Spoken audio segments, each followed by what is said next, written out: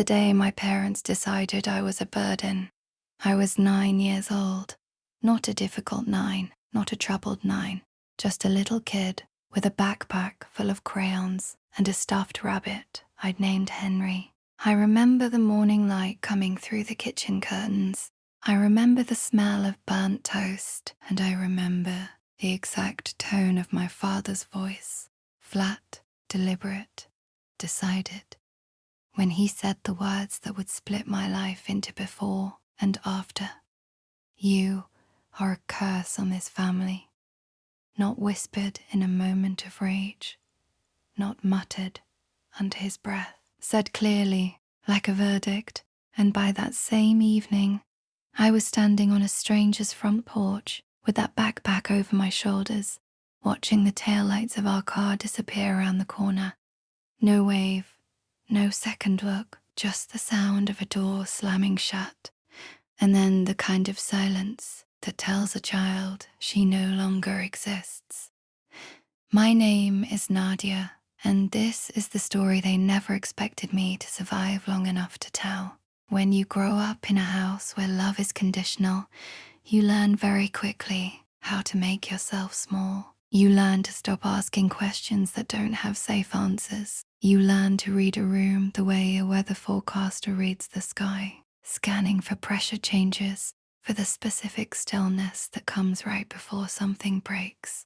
I was small for as long as I can remember. Quiet in the way that children become quiet when quiet is the safest option. But after that night on the porch, a different kind of quiet took over. This one wasn't survival strategy. It was grief, and grief, when it belongs to a child with no one to explain it to, turns into something else entirely. It becomes your permanent address. The woman who opened that door was called Marion. She was a foster carer, practical, firm, warm in the measured way of someone who had learned not to get too attached too quickly. She gave me a room with yellow curtains, a drawer for my things, and a set of house rules written on a laminated car by the fridge. It wasn't home, but it was shelter. I went back to school the following Monday with the same face and none of the same interior furniture. I still did the work. I still got the grades. Something in me had decided, without my full conscious awareness, that achievement was the one territory where no one could touch me. If I was excellent, maybe I was also undeniable. If I was undeniable, maybe I was also real. At the spelling bee that spring, I won. I spelled Renaissance correctly while my knees shook. The room clapped. A photographer crouched in front of the stage and called out, "Can we get a picture with your family?" I looked at the space beside me, smiled anyway. "They couldn't make it," I said. The lie had already become muscle memory. What I didn't stop doing, despite everything, was writing to them. Cards, notes, little folded pieces of paper with rounded handwriting, and too many stickers. I dropped them in the blue mailbox at the end of Marion Street and walked home believing, the way only a child can believe, that love is a matter of trying hard enough. One afternoon, Marion stopped me in the hallway. She was holding a stack of envelopes, my handwriting on every single one. Returned to sender. That night I lined them up on my bedroom floor like fallen soldiers. Some had gotten rained on. One still had a glittery star sticker I'd added for good luck. I sat with them for a long time.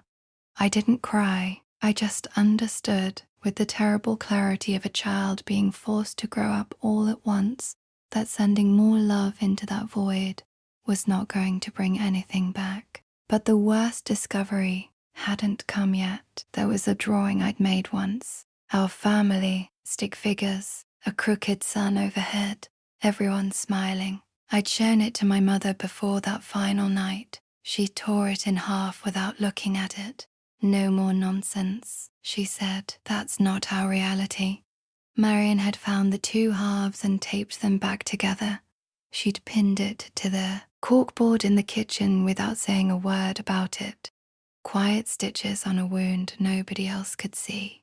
I think about that a lot, how sometimes the most profound acts of love are the ones that don't ask to be witnessed. Life with Marion settled into a rhythm, not extraordinary, but steady. And steadiness, I learned, is not a small thing. It is, in fact, the foundation of everything. I faded into the background at school by choice. No more assemblies, no more center stage moments that only highlighted the empty chairs behind me. I joined the yearbook committee instead and found something I hadn't expected, a reason to pay attention to other people's stories, the way a camera sees things differently than the naked eye, the way a photograph can hold a moment of ordinary life and make it look like it always mattered. At 11, I stopped smiling in photos. At 12, I stopped waiting for letters. But I never stopped moving, because stopping meant remembering, and remembering still hurt more than I knew how to say. The summer I turned 15, Marion asked me to help clear out the storage cabinet in the hallway. Boxes of old paperwork, expired warranties, a decade's worth of accumulated smallness. And then, tucked beneath a stack of old utility bills, a manila envelope, my name written across the front in my grandmother's handwriting. Inside were bank statements and a note. "This is yours. I set it aside when you were born. You deserved something of your own." My grandmother, my mother's mother, had opened a savings account in my name when I was an infant. $500 to start. By the time the account statements ended, the balance had grown to just over 12,000. The final line read, 0, withdrawal date, 2 weeks after I was left on Marion's doorstep. The signatures were my parents. I sat on the floor of that hallway and read the same line over and over until the numbers stopped making sense. They hadn't just abandoned me. They had reached back through time to take the one thing my grandmother had tried to give me, a safety net I didn't even know existed, gone before I ever had the chance to fall into it. Marion sat down next to me on the floor without being asked. She didn't say anything consoling. She didn't offer reassurance. She just put her hand flat against my back, steady and warm, and stayed there. That was the first time I felt it clearly. Not grief, not despair, but rage. Controlled, purposeful, the kind of quiet fury that doesn't burn you down because it's already decided it has somewhere better to go. I got off that floor, walked to my desk, and drew a stick figure of myself, alone this time, standing upright. Beneath it, I wrote 2 words, "Start here." I pinned it above my desk. It wasn't art, it was a compass. A few weeks later, I walked into a cafe 3 blocks from Marion's house and asked for an application. The woman behind the counter looked me up and down and said, "You're too young." "I know," I said. "Can I have an application anyway?" She paused, then she smiled. "You look like you mean business." I was 14 years old, and I had never meant anything more. Every dollar I earned from that point forward wasn't just income. It was evidence that I could build something in the space where they had left nothing. Evidence that their verdict, curse, was wrong. Evidence that I was writing myself back into a story they had tried to end. For years, I heard nothing, and eventually, nothing became normal. I built a life, slowly, imperfectly, with a lot of false starts and some early failures I'm not ashamed of. I put myself through college.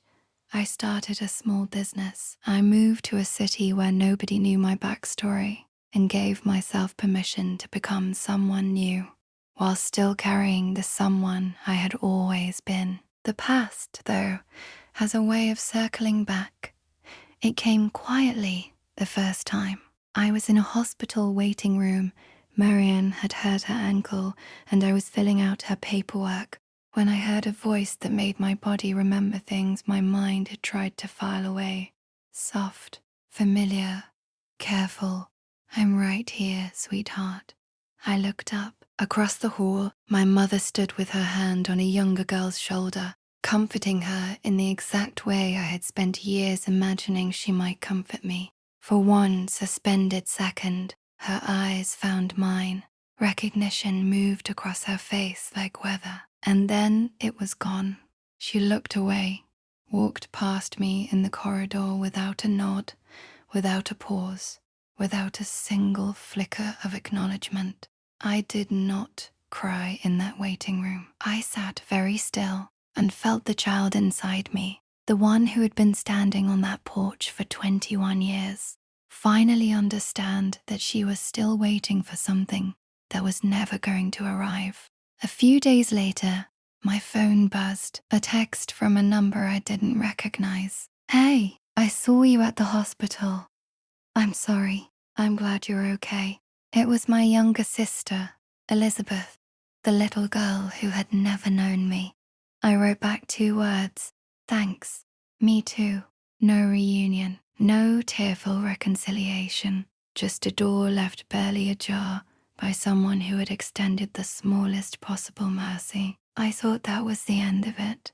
Then the envelope arrived, cream-colored, law firm letterhead, polished, professional language wrapping around a request for financial support for my younger brother's college tuition, and buried inside the careful phrasing, one sentence that made my hand shake. "In recognition of the years you were raised and supported, we ask that you contribute the years I was raised and supported." 21 years later, and they were still writing the story, not with apology, not with accountability, just with revision, a quiet, confident erasure of what had actually happened, replaced with a version in which they were my benefactors rather than the people who had driven away without looking back.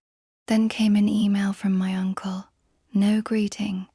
Subject line: family duty. His message was short. "Blood matters. You were given a chance. Now it's your turn to give back." That night, I opened my journal and wrote one sentence. I wasn't just abandoned.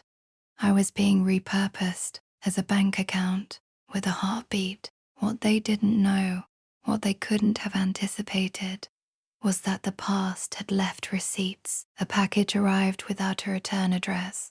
Inside, wrapped in a grocery bag, was a dusty VHS tape, a scribbled note.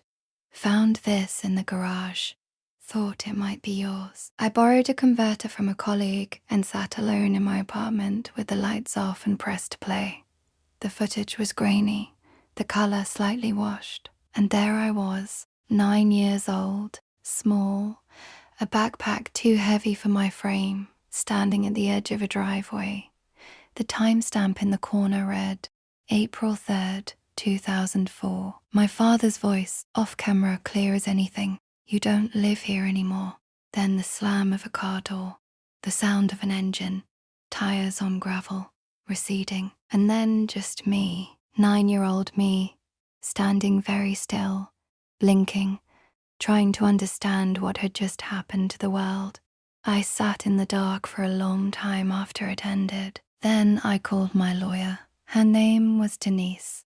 Careful, brilliant, someone who had heard too much human wrongdoing to be shocked by any of it, but was not yet immune to being angry on behalf of people who deserved better. She reviewed everything I brought her, the tape, the bank records showing the drained account, the school documents in which my name had been methodically removed from family records, and now the demand letters with their carefully laundered language. She looked up from the files. "They've handed us their own case against them," she said.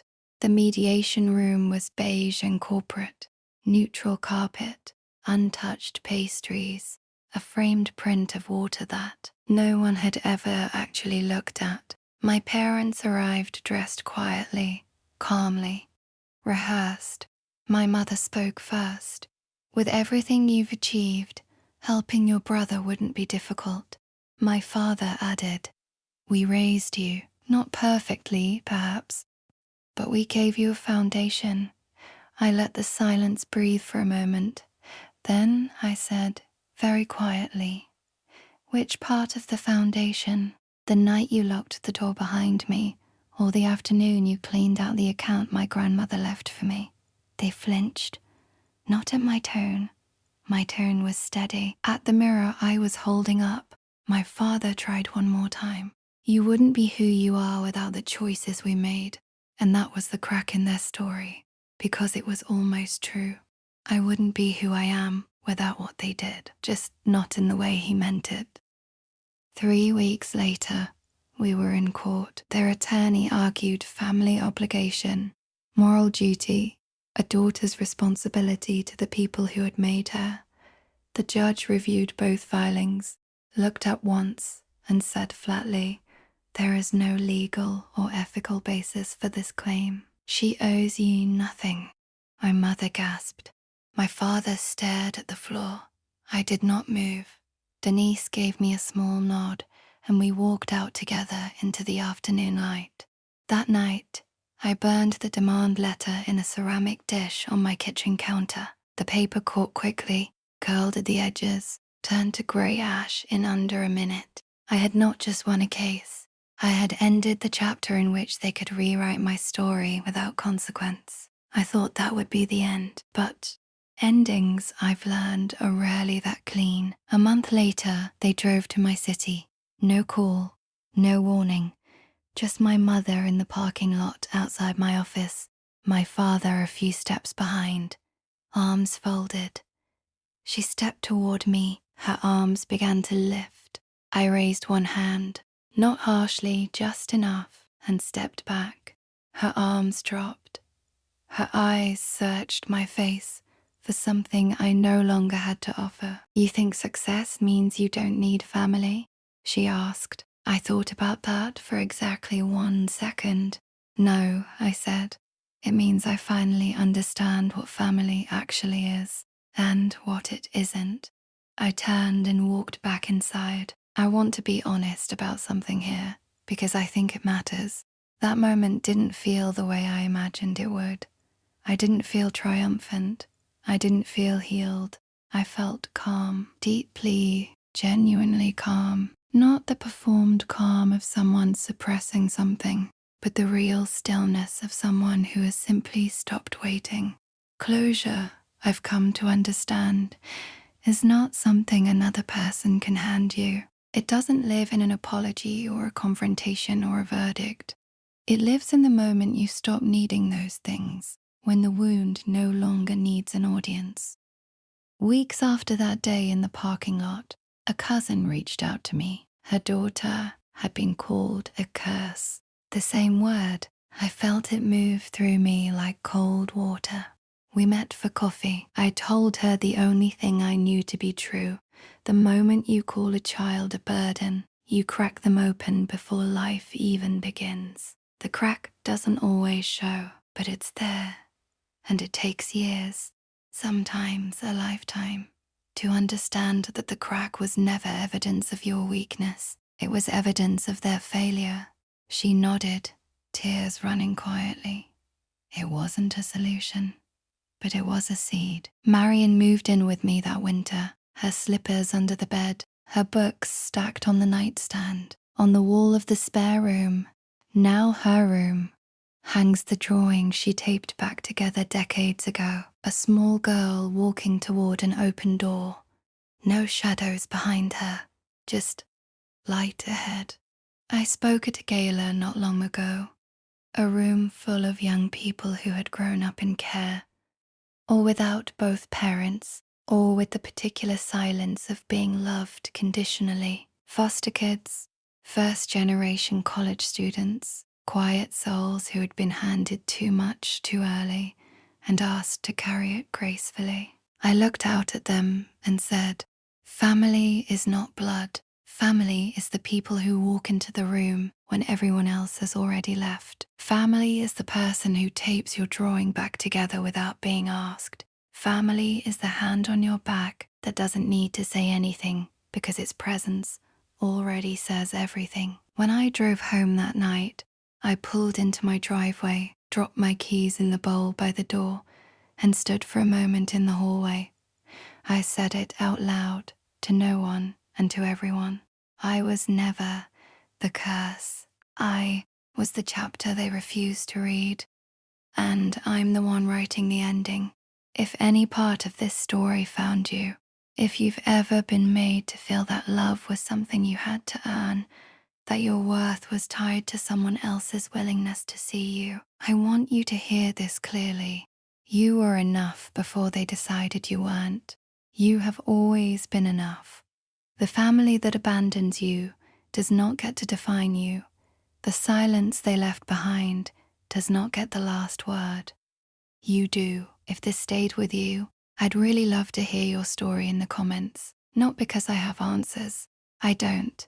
But because shared stories have a way of making people feel less alone in the dark. And if you're somewhere in the middle of your own version of this, still on the porch, still waiting, still writing letters that come back unopened, please know the rest of the story is still yours to write.